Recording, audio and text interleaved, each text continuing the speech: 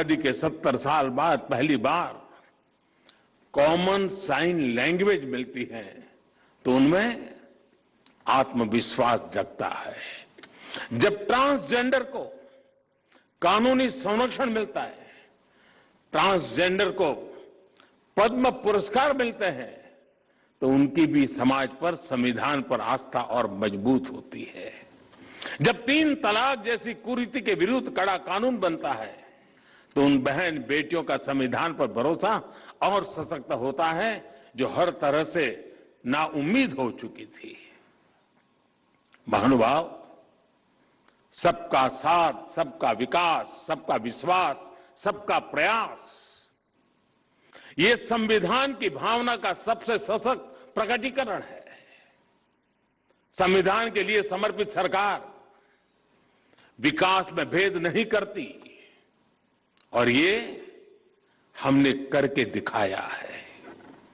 आज गरीब से गरीब को भी क्वालिटी इंफ्रास्ट्रक्चर तक वही एक्सेस मिल रहा है जो कभी साधन संपन्न लोगों तक सीमित था। आज लद्दाख, अंडमान और निकोबार, नॉर्थ ईस्ट के विकास, इन सभी क्षेत्रों पर देश का उतना ही फोकस है जितना दिल्ली और मुंबई जैसे मेट्रो शहरों पर है। लेकिन इन सब के बीच मैं एक और बात की तरफ आपका ध्यान दिलाऊंगा। आपने भी जरूर अनुभव किया होगा कि जब सरकार किसी एक वर्ग के लिए, किसी एक छोटे से टुकड़े के लिए कुछ करती है तो बड़ी उदारवादी कहलाती है, उसकी बड़ी प्रशंसा होती है, उनके लिए कुछ किया। लेकिन मैं हैरान हूं, कभी कभी हम देखते हैं कोई सरकार एकाध राज्य के लिए कुछ कर ले, कुछ राज्य की भलाई का कोई काम करते हैं तो भी वाहवाही हो जाती है।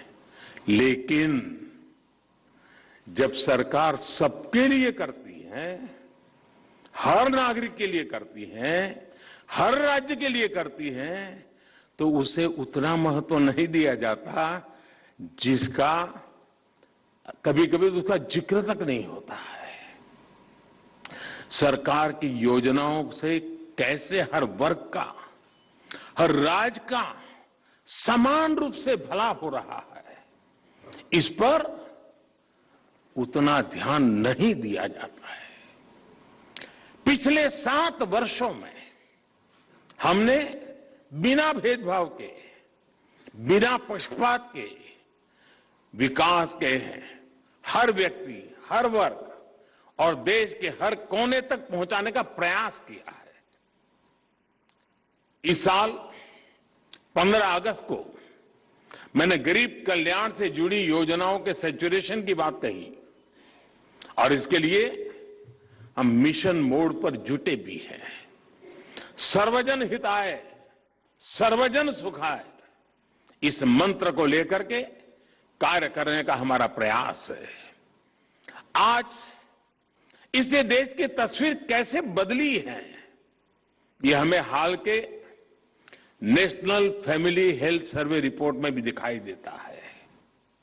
इस रिपोर्ट के बहुत से तथ्य इस बात को सिद्ध करते हैं कि जब नेक नियत के साथ काम किया जाए, सही दिशा में आगे बढ़ा जाए और सारी शक्ति जुटाकर लक्ष्य को प्राप्त करने का प्रयास किया जाए तो सुखद परिणाम अवश्य आते हैं।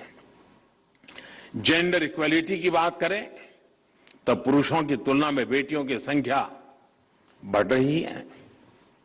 गर्भवती महिलाओं को अस्पताल में डिलीवरी की ज्यादा अवसर उपलब्ध हो रहे हैं।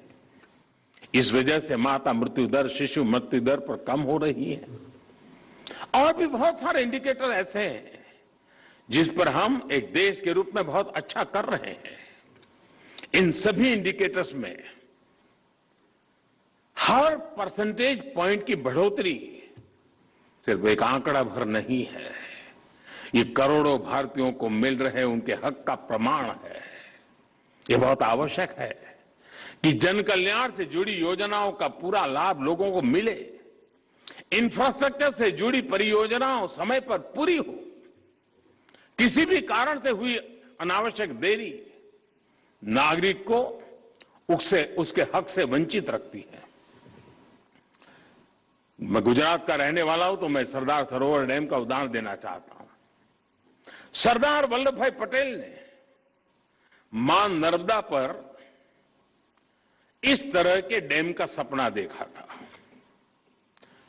पंडित नेहरू ने इसका शिलान्यास किया था, लेकिन ये परियोजना दशकों तक अपप्रचार में फंसी रही, पर्यावरण के नाम पर चले आंदोलन में फंसी रही, न्यायालय तक इसमें निर्णय लेने में हिचकिचाते रहे।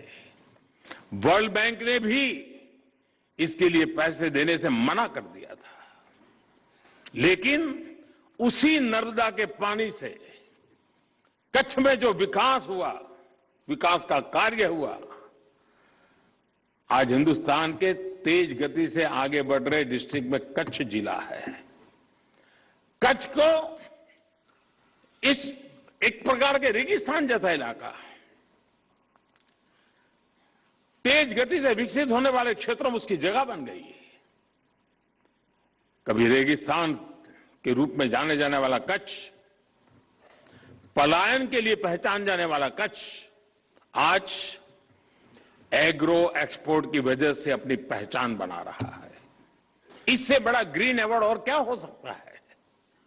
माननीय भारत के लिए और विश्व के अनेक देशों के लिए, हमारी अनेक पीढ़ियों के लिए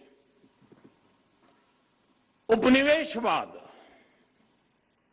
कॉलोनियलिज्म, उपनिवेशवाद की बेड़ियों में जकड़े हुए जीना एक मजबूरी थी। भारत की आजादी के समय से पूरे विश्व में एक पोस्ट कॉलोनियल कालखंड की शुरुआत हुई, अनेकों देश आजाद हुए। आज पूरे विश्व में कोई भी ऐसा देश नहीं है जो प्रकट रूप से किसी अन्य देश के उपनिवेश के रूप में एग्जिस्ट करता है। लेकिन इसका मतलब यह नहीं है कि उपनिवेशवादी मानसिकता, कॉलोनियल माइंडसेट समाप्त हो गया है। हम देख रहे हैं कि हम मानसिकता अनेक विकृतियों को जन्म दे रही है। इसका सबसे स्पष्ट उदाहरण हमें विकासशील देशों की विकास यात्राओं में आ रही बाधाओं में दिखाई देता है। जिन साधनों से, जिन मार्गों पर चलते हुए विकसित विश्व आज के मुकाम पर पहुंचा है, आज वही साधन, वही मार्ग विकासशील देशों के लिए बंद करने के लिए प्रयास किए जाते हैं। पिछले दशकों में इसके लिए अलग अलग प्रकार की शब्दावली का जाल रचाया जाता है, लेकिन उद्देश्य एक ही रहा है, विकासशील देशों की प्रगति को रोकना। आजकल हम देखते हैं कि पर्यावरण के विषय को भी इसी काम के लिए हाईजैक करने का प्रयास हो रहा है। कुछ सप्ताह पहले हमने COP26 समिट में इसका जीवंत उदाहरण देखा है। अगर एब्सोल्यूट क्यूमुलेटिव एमिशंस की बात करें तो विकसित देशों ने मिलकर 1850 से अब तक, 1815 से अब तक भारत से 15 गुना अधिक उत्सर्जन किया है। अगर हम पर कैपिटा बेसिस की बात करें तो भी विकसित देशों ने भारत के मुकाबले 15 गुना अधिक उत्सर्जन किया है। अमेरिका और यूरोपीय संघ ने मिलकर भारत की तुलना में 11 गुना अधिक एब्सोल्यूट क्यूमुलेटिव एमिशन किया है। इसमें भी पर कैपिटा बेसिस को आधार बनाए तो अमेरिका और यूरोपीय संघ ने भारत की तुलना में 20 गुना अधिक उत्सर्जन किया है। फिर भी आज,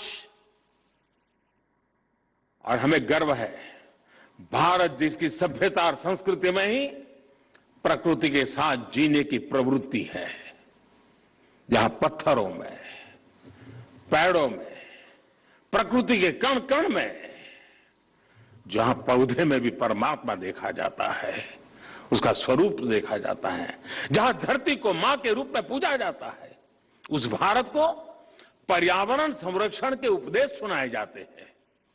और हमारे लिए ये मूल्य सिर्फ किताबी नहीं है, किताबी बातें नहीं है। आज भारत में लायन, टाइगर, डॉल्फिन आदि की संख्या और अनेक प्रकार की बायोडायवर्सिटी के मानकों में लगातार सुधार हो रहा है। भारत में वन क्षेत्र बढ़ रहा है। भारत में डिग्रेडेड लैंड का सुधार हो रहा है। गाड़ियों के ईंधन के मानकों को हमने स्वेच्छा से बढ़ाया है। हर प्रकार की रिन्यूएबल एनर्जी, उस क्षेत्र में हम विश्व के अग्रणी देशों में हैं। और पेरिस समझौते के लक्ष्यों को समय से पहले प्राप्त करने की ओर अग्रसर अगर कोई है तो एकमात्र हिंदुस्तान है।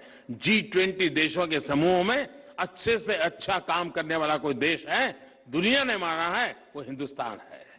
और फिर भी ऐसे भारत पर, पर्यावरण के नाम पर भांति भांति के दबाव बनाए जाते हैं।